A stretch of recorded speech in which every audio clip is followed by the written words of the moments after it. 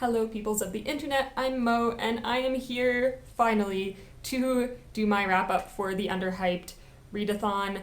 I know this is a little bit late, I've just been super busy, and my internet connection has been really bad for like the past week, and so uploading videos has been taking longer than normal. So I am behind on videos in general. I should be getting them up soon, hopefully. But anyway, back to my underhyped reads wrap-up. If you watched my TBR video, you'll know that I talked about 6 books. I read one of those books, and then I read a book that wasn't on that video, and I read a short story that was also not on that video. So this is how TBRs and I work together sometimes. We just kind of don't. But I did enjoy what I read, and I'm going to be sharing this with you today. So the first thing that I read was actually on my TBR, and that was 9 Goblins by T. Kingfisher. This is somewhere between a novel and a novella. I think it's about 150 pages, and it is a comic fantasy about these 9 goblins who are sort of teleported during a battle and end up behind enemy lines and have to try to find their way back, but run into some other problems on the way. And the other main character is an elf who's a veterinarian and has a less than glamorous life and gets kind of rolled up in all of this trouble as well.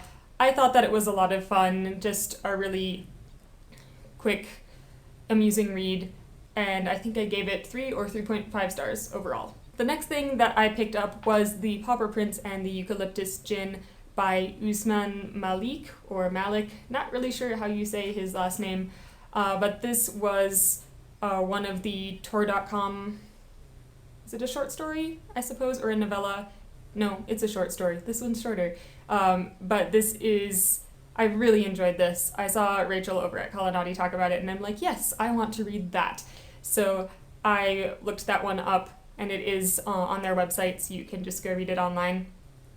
And this follows a Pakistani American who, as a child, his grandfather used to tell him all of these stories about back in Pakistan, and he always thought that they were just stories until when he's older and his grandfather dies, he finds all of this stuff and he begins to think that maybe they weren't just stories after all, and so he decides to go to Pakistan and investigate and try to figure out all of this stuff. I really enjoyed seeing a fantasy coming from the Pakistani culture and the way that that was approached, because you don't see a lot of that.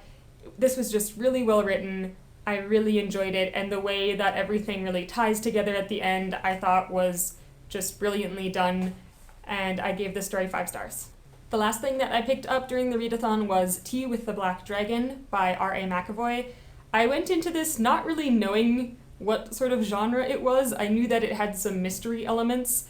Turns out it's actually, I don't want to call it urban fantasy because it isn't what people normally mean by urban fantasy, but it is set in like modern day. I think it's set maybe in the 90s, and there are fantasy elements, but overall the main plot is a mystery plot. So it's about this woman who flies to San Francisco to see her daughter, and then she can't find her. She's gone missing, and so she's trying to find her daughter, and in the process she makes a friend of someone who is staying in the same hotel as she is, and then she herself disappears, and this guy who's from the hotel, who's is a Chinese man named Mr. Long, which is dragon in Chinese, and so he has to go and try to save them and figure out what's going on.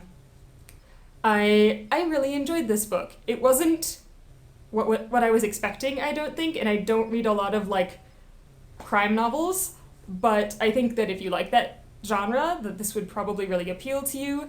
And it also does pull in a lot of like, not elements necessarily, but references to Chinese mythology, which I also thought was really cool. So if those are things that you like, I would definitely pick this one up. It was a lot of fun, and it was really well written. So those are the books that I actually ended up reading for the readathon. If you've read any of these, let me know what you thought of them down below in the comments, or if you have any other things to recommend based on what I've talked about here today.